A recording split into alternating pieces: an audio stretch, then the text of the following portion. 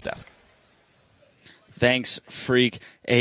An extraordinarily dominating win there by Cloud9. It looks like they're just as hungry as ever for yet another North American championship.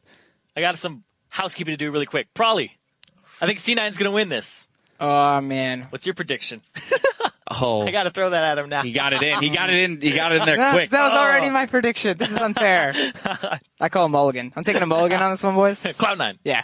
Let's get into the game though, because we saw some new picks compared to the last series. We finally saw Zed get through, and he seemed to keep up with his skills on Zed as he used to be a Zed player, and he finally gets the chance to pull it out. He was super happy about that too. You could see him on the screen when he locked in. He's like, "All right, stretching his time fingers to do some Zed stuff." Yeah, because back in the day, that was his champion. It has a way of engage, a way of assassin, and it has a good lane presence. So it's basically like High's perfect champion. Not to mention, you only need 2-3 items on Zed to be effective. So the fact that he's not a supportive mid, but he kind of gives a lot of lane CS to his other teammates, actually really complements that playstyle. Yeah, and that was just a huge display of power, mobility, and mechanics from High. And the fact that he's the shot caller of the team, he's the captain, he moved all around the map very early on. It was almost a perfect game from them, too. And Zyrene, talk to me a little bit about the choice to go with the lane swap in this matchup. As we saw standard lanes across the board in the previous one, here we see the lane swap, but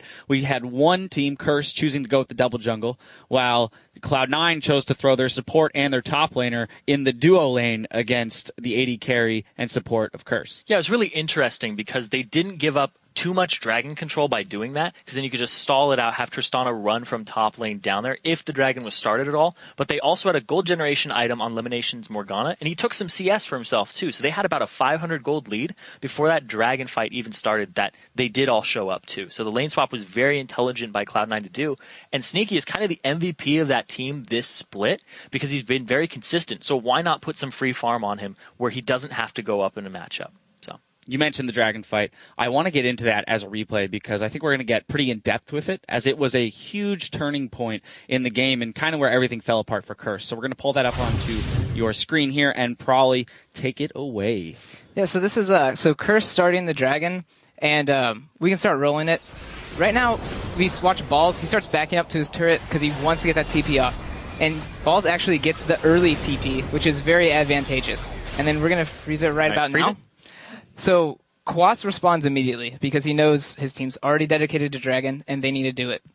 The problem with this is they have 4 people around the Dragon, and Quas is technically overextending, although he's not in there. So at this point, they need to either turn and help Quas, or they need to cut and run, and Quas needs to flash out, and they need to pick a new engage. But we can roll right now and notice that they do neither. They actually have Quas flash out, but they stay in the fight. And they actually have Voidway go in before they can relocate. And now they're already at a health disadvantage, and they use their Yasuo ult that got exhausted. So they basically are down 2 ultimates to start this fight. And at this point, it's just Cloud9 trying to clean up after, they take damage from Dragon, so they're already weaker on Curse's side. Yeah, when you put yourself in that situation, I was thinking about the hypothetical there. Quas, he could have just stayed where he was because 3 people clumped up on him. They missed the cocoon. If he had ultied himself, it would have been a 3-man, possibly 4-man ultimate there for Yasuo, which he ended up only using on High. And you were talking about this, where you can't blow up a Zed unless everybody is on him because he just has so much mobility. He's very slippery at this part in the game because nobody's got burst potential. There we go. Words. Now, yeah, right. Now, hindsight being 2020, of course, we can come up with a lot of different scenarios that Curse could have played out in that situation. Probably as someone who has played in high-intensity games like this, team comms. Is it time for everyone to be quiet and one person is making the calls, or is it relying on instinct there and trusting that Quas will make the right decision? How does that go? I'm not quite sure how Curse's voice comms go, or who's the shot caller for that. But in complexity side, if that's something that we happen to run upon, we'd notice West calling out he's TPing in, and then at that point it'd be either me or Kez yelling, "We need to help West," or "We need to run from this," or "We need to burn Dragon and then get out." So it's kind of like the second you see your teammate in a dangerous position, someone just has to yell out what to do, and no one questions it. Everyone has to follow it. I mean, at this point too, you're down 3 kills, a dragon. You are already in a bit of a gold deficit, and things just start to crumble around you as a team. And that is harsh maybe to say to Curse, but they're in a pretty tough spot now mentally to try and get back into this series. What are the first steps to rebuilding that? Oh, first of all, you have to come to terms with you just gave away the largest gold lead at 20 minutes this summer split to the team you are going to continue to play this best of 5 against.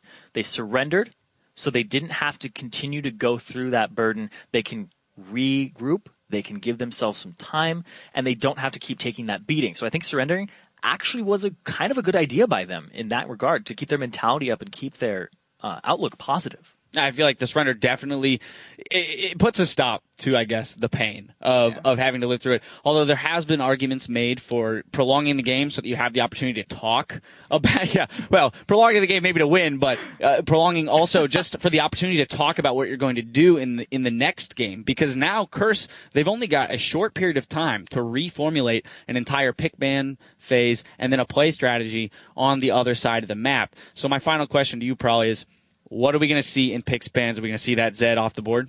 I think it'd be really smart to ban Zed. I feel like that's just a high staple champion, similar to Bjergsen's Syndra and Zed. It's just, regardless of if he's played it recently, you know he knows the ins and outs of that champion, and it's really scary for him. So I could foresee maybe a first pick Zed on Curse's side. Maybe a Tristana and try to pull it mid. So I think they actually have a lot of room. I don't think that game decides what they need to do. They still have another game or 2 games to lose before they're out. So I think they have a lot more room to kind of, do what they want to do. The series is definitely far from over. I will be curious to see what Curse decides to come out swinging with this next time around. But we'll see if Cloud9 can keep that momentum going in Game 2 versus Curse. The action continues after this.